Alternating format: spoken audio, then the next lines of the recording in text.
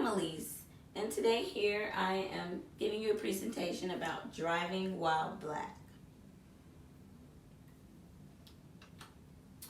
First, I want to have you take a look into what it means to drive while black. I know that's a little abstract. I would like for you to close your eyes. Then I want you to think of a first responder you've met or know personally, a police officer, a paramedic, and then think of your most recent reaction with a father figure in your life. And if you could just imagine the two, they may be the same person, maybe two completely different spectrums. Feel my words and imagine. It's Friday night. Mom decided to make breakfast for dinner, and she's just missing syrup and bacon. And Dad decided to go to the grocery store because he's more efficient at getting in and getting out than Mom. He's taken a long time. It's been an hour since he's left. You get on Facebook out of boredom and you see him laying under a white sheet, dead. Lethal force and violent death. According to the National Violent Death Reporting System, death by violent force or lethal force, whites accounted for 52%, which is the majority. Blacks accounted for 32%, which is very disproportionate. They have an uncommon fatality rate that is 2.8 times higher than any other race in the United States. Armed versus unarmed is really not up for debate because they're both topics of discussion when it comes to lethal force and death. 83% of victims were armed that were killed by lethal force, police officers, paramedics. 14.8% of victims were unarmed blacks, 9.4% were white, and 5.8% were Hispanic. What is driving while black, you might still ask? Well, driving while black is the belief that color of one's skin is the sole reason and justification for being pulled over and or profiled. Fitting the description of a crime being the only reason given for an interruption in your day. Being out of place, in the wrong place at the wrong time. Being detained and questioned for being out of place or somewhere you don't look normal. Victims are suffering the same troubles of their slave ancestors. If it was in the 1920s, the driving while black victims equate to the runaway slaves, and the police take the place of slave catchers or overseers. Racial profiling is a unique regime of social control, says El Khoury. She continues, it, which is racial profiling, isn't the first regime to occur. There have been different periods of social control which racial profiling has been used. Periods of social control like chattel slavery, the Jim Crow era, and mass incarceration.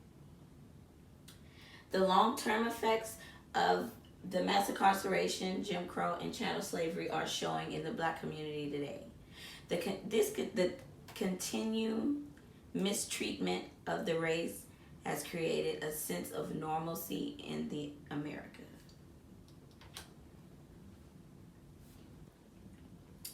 There's nothing new under the sun. Driving while black has been an issue for more than a few decades. As on the previous slide mentioned, chattel slavery, the Jim Crow era, this is nothing new. Here's a fun fact. African Americans used a guide called the Negro Motorist Green Book, and it had specifics on safety travel. And the book highlighted trouble areas while providing a safe route with safe routes for protection. It would highlight areas where blacks shouldn't go or where they could if need. Today, driving while black has a direct effect on the black family structure. More than 1 out of 6 Black men who today should be between 25 and 54 years old have disappeared from daily life. Incarceration and early death are the main drives behind their absence. Children suffer behavioral and social stressors. Children whose parents are involved in the criminal justice system suffer psychological strain, antisocial behavior, suspension or expulsion from school, economic hardship, and are 6 times more likely to be involved in criminal activity. Depression associated with the victims. Partners of incarcerated individuals suffer from depression and economic hardships. And in the beginning of the semester, I highlighted the Glass House Foundation as an organization I was interested in.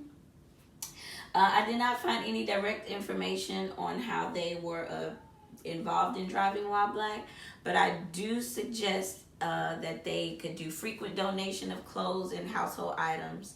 They could offer financial, monetary needs, and support families in the Houston area.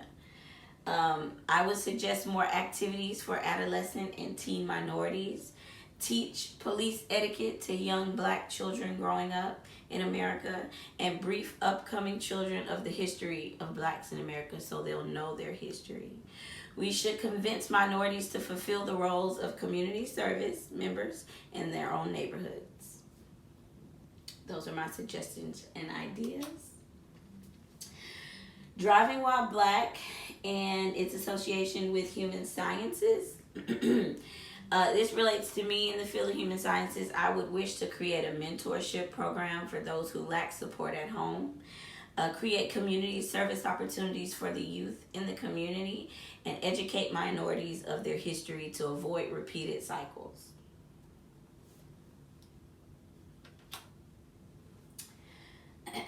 At this time, I would just like for you, as we close the presentation, reflect on the treatment of Blacks over time.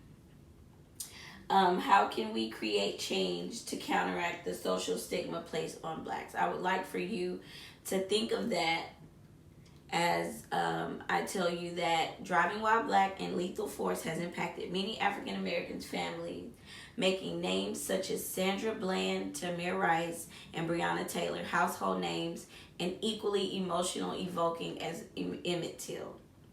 African Americans should collaborate with community members to strengthen the network of support.